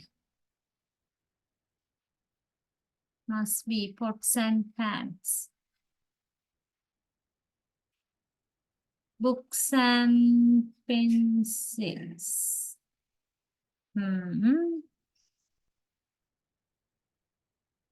Obvious collocations that are very much in use. Yeah. So may I know whether you have this part in your note? These more types of lexical relations. Do you have this part? Yes, madam, we Ah, have. okay, then please write more examples under collocation. Right? I mean, better if you can find more examples for the other categories as well. But at the moment, it might take more time for you to find. So later on, find more examples of polysemy, homonymy, homophony, all these things. But collocations, write 1 or 2 examples here. Madam, can we take bread and Yeah, what? Which one? I did not hear.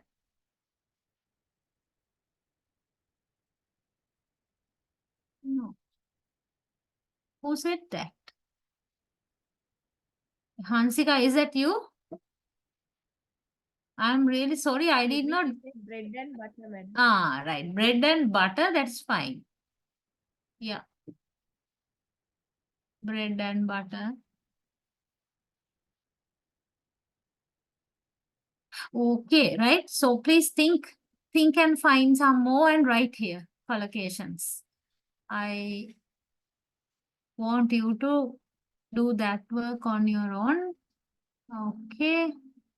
And now these are the lexical relations I wanted to discuss with you all. Right? So I will go into the work. Now, here comes some works, some exercises. Okay, so up to O, you have questions, right? Well, so I'm not going to interfere. I want you to write the answers for these questions. I think these questions are there in your note, right? Please check that. Now, yeah, bread and butter. Okay, right, fine. So find the answers to this. The question, what is the semantic relationship between or among the following words? Right, between or among the following words, because there can be 2 words and sometimes there are more than 2 words. Okay, so therefore you need to read these 2 words and identify whether they are synonyms or antonyms or hypernyms. Likewise, identify the semantic relationship. And you don't have to go into the subcategories, right? If you, for example, if you identify anything as synonyms, you don't have to find out the subcategories of which kind of synonyms or which kind of antonyms. No need of going that far. Just identify which semantic relationship, right? Now, is this question there in your note? Is it available? Because I want to know whether, is it there? yes, madam. Okay. So then I'll close my screen for a minute. Because I still want to see whether those tree diagram questions are there in anywhere in this machine, right? So I'm closing my screen and I want you to do the work now. I mean, find out the answers because we are going to discuss the answers before we wind up today, right? and do some more things. Right. Okay, take your time now to do this work. And meanwhile, can I know whether I have sent you the notes of the next topics? Is your lecture materials, is it over from this point?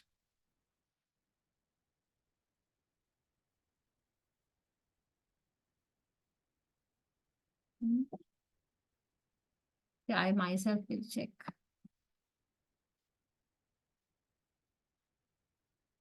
Yeah. So is this the end of your note? Yes, madam. Okay, then. All right, so you do this work. I should have sent you the notes of the next lesson also. But anyway, after today's lecture, I will send it, right? I will send it to the office, and the office, you will receive it from the office. Never mind, you do the answers now to these questions.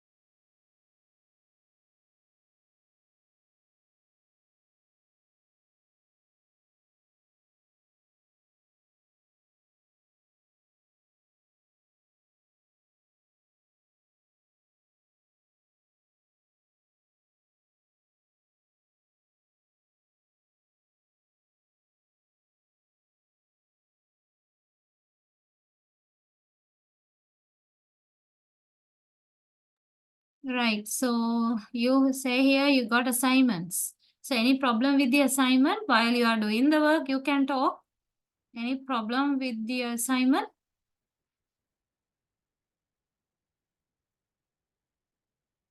Yeah.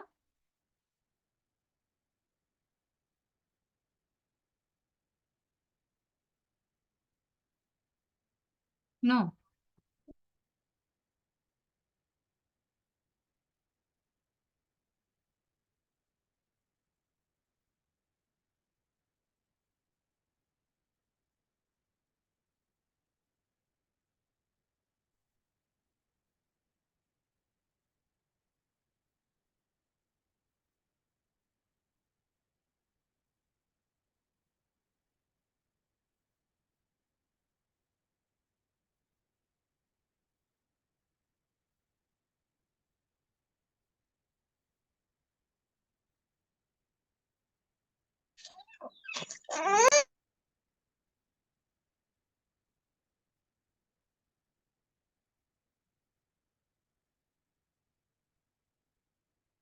Brief explanation to what, Tafima?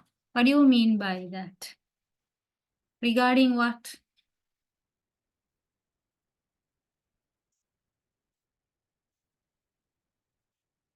Assignment. Okay, the thing is, if you have a problem with the assignment, could you please tell me the problem, what the problem is? And now I can't remember the question. So tell me the question and your issue. Can just lightly talk. I mean, I can't remember the questions there now. That's why I'm asking. If you all want to have a chat regarding the assignment question, please tell me together with the question and what you don't understand also. Then I can help. Right? I can't remember the question. That's why.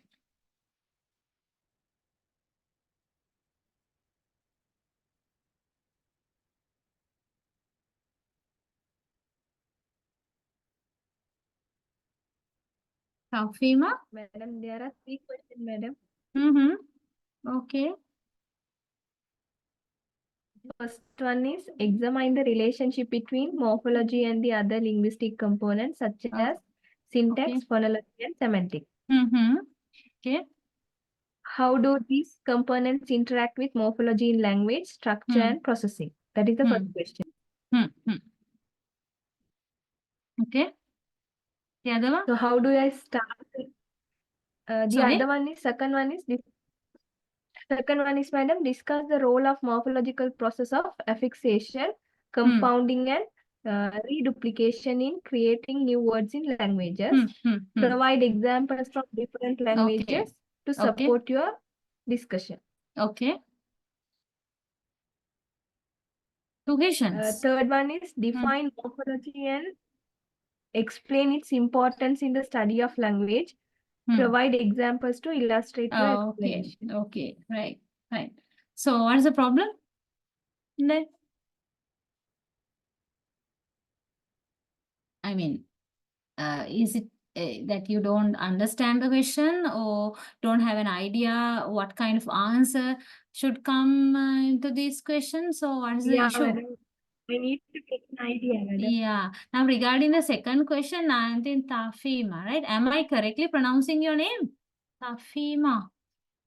Yeah, Tafima, ma'am. Right. Okay. So regarding the second question, Tafima, still we didn't start. I think your submission date is still far, right? I mean, when are you supposed to submit the assignment? We have 1 month, madam. Like 7th, Okay, March fine. 7th. Yeah, right. Because by that time, definitely we discuss the second one. Actually, second question is based on our next lesson, right? And probably next lesson we'll have to start next day, next weekend, not today. So then you will clearly understand the answer that has to come for the second question, second assignment question, right? First assignment question is on the relationship between morphology and the other components. No, I have explained at the very beginning of this module, first day, I think.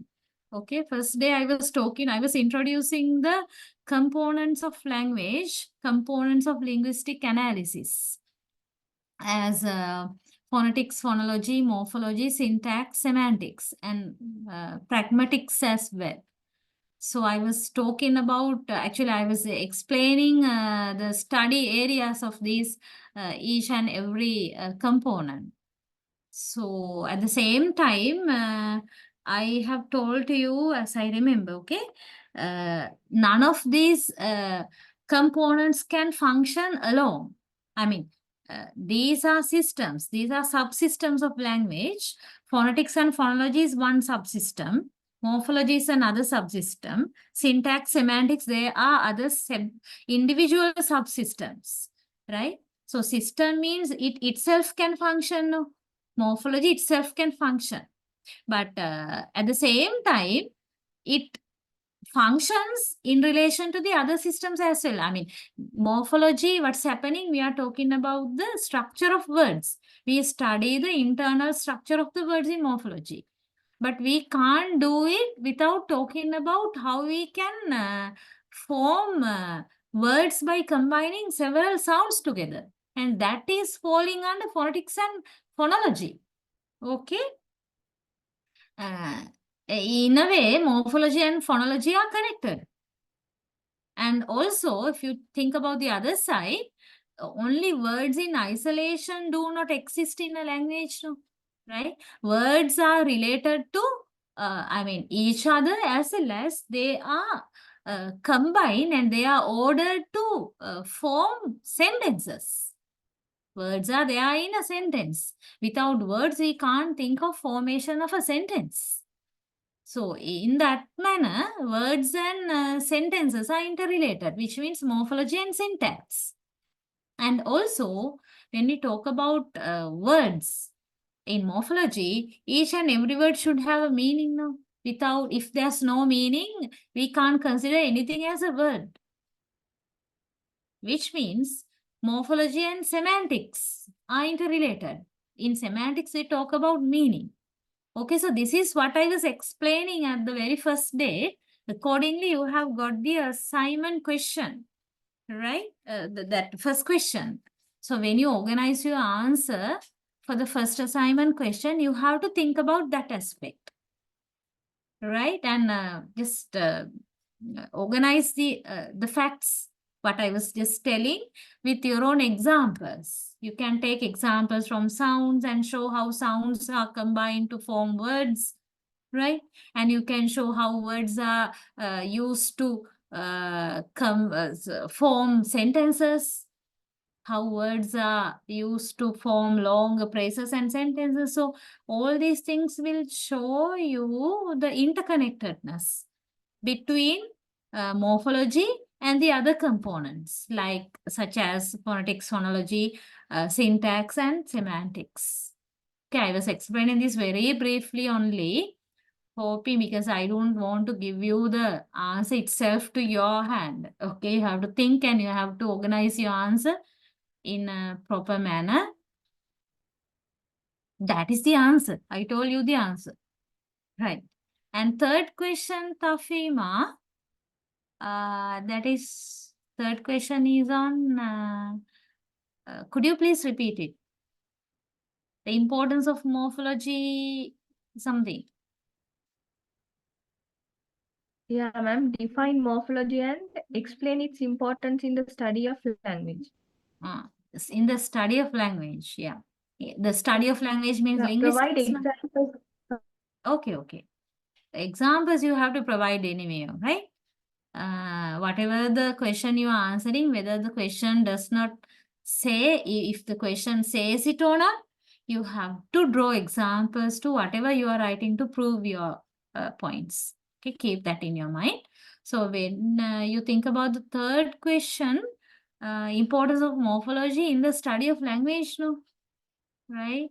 So when a person is studying language, you have to talk about what is the importance of knowing about morphology when a person is studying language. Something like that, I think, as I got it, right? As I heard. because by now I have forgotten these questions. So for a learner, then for a second language learner, why is it important to know morphology? Know morphology means having the knowledge of the morphemes, affixes, that means prefixes and suffixes, and having the knowledge regarding how these suffixes and affixes are attached to roots, because we can't do them as we wish, no? There are rules. We can't add a prefix to the end of a root. We can't add a suffix to the beginning of a root. Then they go against the rule, no? So there are rules like that. So knowing these rules is important for a learner, for a language learner. That is the point which is focused there in the third question. So you have to say why and how. Taking some examples. Did you get some more idea? Because I am not going to give you the whole everything, okay? Then it will not be an assignment, no? So I gave you some clues, some hints, which you can use to organize your answers to these 3 questions. Still, Tafima, still not clear? No, ma'am, I have an idea now. Any, Thank you so much, ma'am. Okay, welcome. And any others? Any other student who has any problem regarding the assignment? Because the thing is now, don't panic too much about the second assignment question. Still, we have to start that lesson, right? So you'll be starting it next day. But you can answer the first question and the third question now, because those facts have already been discussed during the lectures we had so far, right? You can. Okay, right then, if you don't have any other queries regarding the assignment, we'll go back to the question. Hope you have done the work. Have you? This one? Right.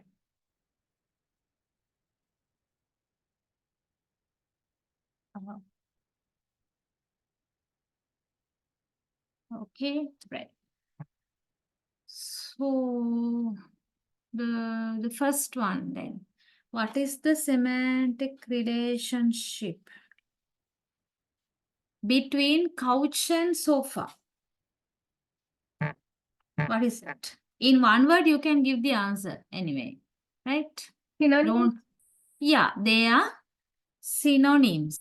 Couch and sofa are synonyms. Then your answer should be synonymy, because the question says, what is the semantic relationship? It doesn't ask from you, what are these words? No. If the question asks you, what are these words? Then you can say synonyms. But you have to name the particular semantic relationship or lexical relationship. Then your answer should be synonymy. Right? Okay. Second one, awake and asleep. Antonymy? Antonymy. Correct. Third one, stop and go. That is also antonymy. Again, antonymy. D, Antonymy. strong and weak. It's also antonymy. That is also antonymy. Antonymy. Yes, antonymy. And then the next one, he took the, this bracketed part is given for you to clearly understand. Lead. Lead, we have to. Homophony? Exactly. Homophony. Right. Mm. And then F, mammal. Dog, cat, pig, cow. What is that? Mammal is given. Hyponymy? Hyponymy. And Hyponymy. yeah, dog, cat, pig, cow, they are actually hyponyms. So you have to name the semantic relationship, no? So your answer should be hyponymy. Right. Hyponymy, and mammal is the hyponym. Dog, cat, pig, cow are the hyponyms. Okay, right. And the next one, get. In front of get, you have obtained, become, by. What is that? Get. It has, Hyponymy? no. It Polysemy. has, yes, that is polysemy. it has the meaning, related meanings, right? Obtained, become, by, that kind of, so that is polysemy. And I saw the spring. Spring is the word. And you have these meanings. Spring, you use the word spring to indicate season as well as metal coil. So what is Homonymy. spring? Homonymy. Correct. Good. Next one, vehicle. In front of that you have car, truck, SUV, bicycle. What else? What are they? Hyponymy, madam. That is Hyponymy. hyponymy. Yes, vehicle is hyponym, and all these car, truck, all these things are hyponym. So your answer should be hyponymy. Right. Next one, take. In front of take, you have grasp, carry, go. Go in a specific way. Right. Take. Polysemy. Polysemy. Correct. I'll stand. I'll stand. So stand is the word, right? So one meaning, one is be on my feet, and the other one resist. Homonymy. Homonymy. Good. And the next set, do, undo. Antonymy. Antonymy. Fast, slow. Antonymy. Again, Antonymy. antonymy. And alive, dead. You Same have as met all this. Yeah, again, antonymy. And the last one, beginning and debut. Beginning and debut. Synonym. That is synonymy. Yeah. Now, I think you must be clear with the word debut, right? Her debut song was sung so and so, likewise. The first one, beginning, initial. That idea is there with debut. So last set, synonymy. Right. Okay. I don't think I should be showing you the answers. I was telling them. Okay, right. So that is the end of our discussion on lexical relations. Okay. And then from next day onwards, we have to talk about the word formation process. That also will take few more hours. And I will send the note to the office and you will receive it from the office, right? So by the time you come to the lecture, please have a copy of that note as well and come to the lecture.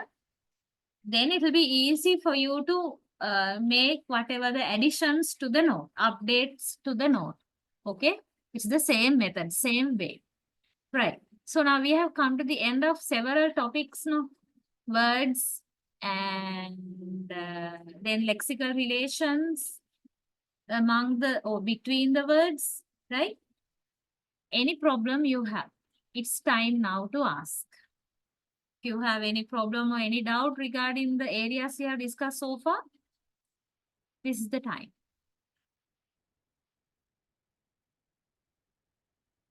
Problem means I don't think you have big problems. But if you think that certain things are not yet clear or not very clear, so that kind of small issues, you can get them clarified before, because next day I want to start the session with the new topic.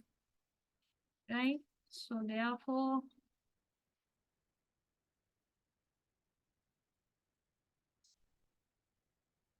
is everything we have discussed up to now clear?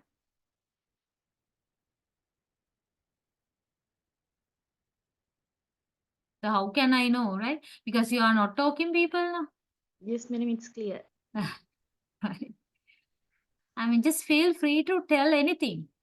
I mean, only thing is I don't see you and you don't see me also. If you want to see me, just let me know. I will just switch on my video, but no point, right? No need, because rather than looking at me, I want you to pay your attention to what I show here on screen.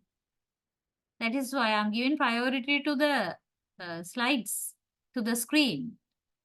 So, but although you don't see me and I don't see you, I can hear you very well. I can sense you. So therefore, feel free to talk at any time. Yeah, then only you would feel this natural and get these things to your mind very easily. Don't take this as something mechanical. Don't treat the lectures as a mechanical thing. Then you will never get the what we discuss. You will never get these things to your mind. It will not retain. Okay, so if you don't have a problem, anything to get clarified, then I think I should wind up, right? Time is also almost, yeah, few minutes more. But still, if you don't have anything, we can wind up our session, right? Okay, then. So next Sunday also, we are meeting next Sunday afternoon. By that time, definitely I'll send the note, right? So please be ready with the note next day. Have a nice week. See you all next Sunday. Okay, then bye. Thank you, ma'am. Thank you so Thank much, you. ma'am.